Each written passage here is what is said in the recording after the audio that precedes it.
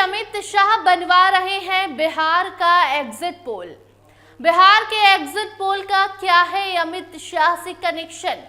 दिल्ली से भेजा जा रहा है संदेश और बिहार में बनाया जा रहा है एग्जिट पोल जो कि है फेक। बताएंगे खबर। अब नमस्कार, स्टार टीवी बिहार देख रहे हैं आप और मैं आपके साथ वंदना। देखिए, बिहार चुनाव अब खत्म होने के कगार पर है। वोटिंग खत्म हो गई है दोनों फेज की और उसके बाद अलग अलग एजेंसियां अपने अपने सर्वे के अकॉर्डिंग एग्जिट पोल जारी कर रही हैं। ज़्यादातर जो एग्जिट पोल है वो एनडीए के पक्ष में है। एनडीए की भयंकर जीत हो रही है। पूरे बहुमत के साथ एनडीए की फिर से सरकार बिहार में बनने जा रही है। मगर इसी बीच राजद किशेनी कहे जाने वाली प्रियंका भारती ने एक बड़ा बयान दे दिया है। जी हां, लाइव आती हैं और कई बड़े बड़े खुलासे एग्जिट पोल पर करती हैं और उसके साथ ही अब बिहार में बन रहा ये एग्जिट पोल का दिल्ली कनेक्शन समझाने लग जाती हैं। प्रियंका का मानना है कि ये एग्जिट पोल अमित शाह के भेजे हुए संदेश पर बनाया जा रहा है। दिल्ली से संदेश आया है। इस एग्जिट पोल का दिल्ली कनेक्शन प्रियंका भारती ने समझाया है और समझाते हुए बताया है कि दिल्ली से संदेश आता है, मैसेज आता है कि आपको 160 से 170 सीटें एनडीए के खाते में भेजनी है ताकि इससे अधिकारियों पर जो है वो प्रभाव पड़ सके। अधिकारियों पर एक तरह का कह सकते हैं कि बोझ आ सके और अधिकारी जो चुनाव के परिणाम में खेल करना नहीं चाहते हैं, जो प्रेशर है वो बनाया जाए अधिकारियों पर। और उसी के तहत ये खेल चल रहा है। एग्जिट पोल के पीछे का खेल प्रियंका भारती जो कि राजद से हैं वो बता रही हैं और उसके साथ साथ वो ये भी अपने समर्थकों को, राजद के समर्थकों को, उसके साथ साथ महागठबंधन के उन सभी सिपाहियों को समझाने की कोशिश कर रही हैं कि आप स्ट्रांग रूम के पास अगर हैं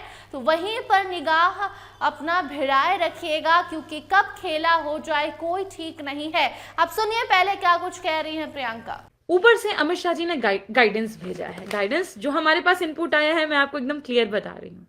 गाइडेंस है कि 160 से 170 सीटों पर दिखाना है कि एनडीए आ रही है आगे।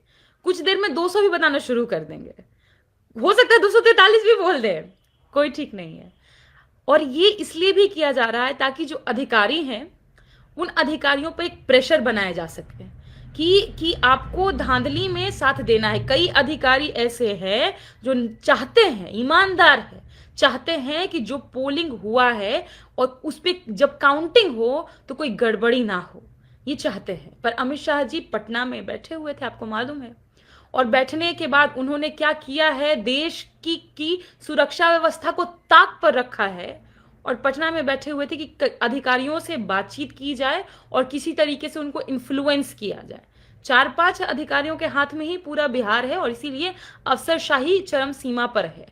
पर कई अधिकारी ऐसे हैं जो चाहते हैं कि बिहार में जो भी मतदान हुआ है उसकी जो मतगणना हो, जिस दिन काउंटिंग हो तो उस सही तरीके से काउंटिंग हो। और उससे भी इम्पोर्टेंट बात, ये लोग अभी माहौल बना रहे हैं।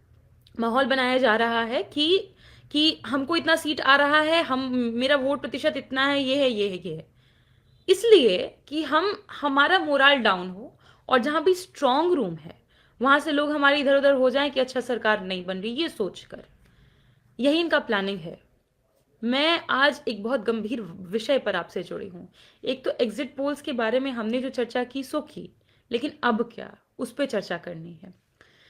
ये लोग क्या प्लान कर रहे हैं कि कई विधानसभाओं में जो स्ट्रांग रूम है, स्ट्रांग रूम के बाहर 100 मीटर के अंदर भी अगर कोई घुस गया तो एल्गोरिदम के साथ आसानी से छेड़छाड़ की जा सकती है।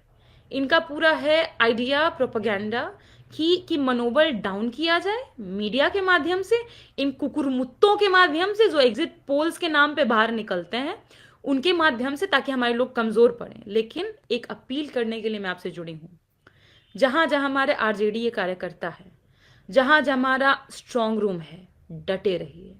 भिड़े रहिए। तो देखिए, पहले एग्जिट पोल के पीछे का राज ये बताती हैं कि एग्जिट पोल किस तरीके से बनाया जा रहा है, दिल्ली कनेक्शन, शाह कनेक्शन क्या है, और उसके बाद राजद के सिपाहियों को बता रही हैं कि आपको घबराना नहीं है, आपको हारना नहीं है, आप निश्चिंत होकर स्ट्रांग रूम के बाहर डटे रहिए, नजर रखे रहिए, कब क्या हो जाए कोई ठीक नहीं है। बाकी इस खबर पर आपकी क्या राय है, कमेंट सेक्शन में जरूर बताइएगा। देखते रहिए स्टार टीवी बिहार। धन्यवाद।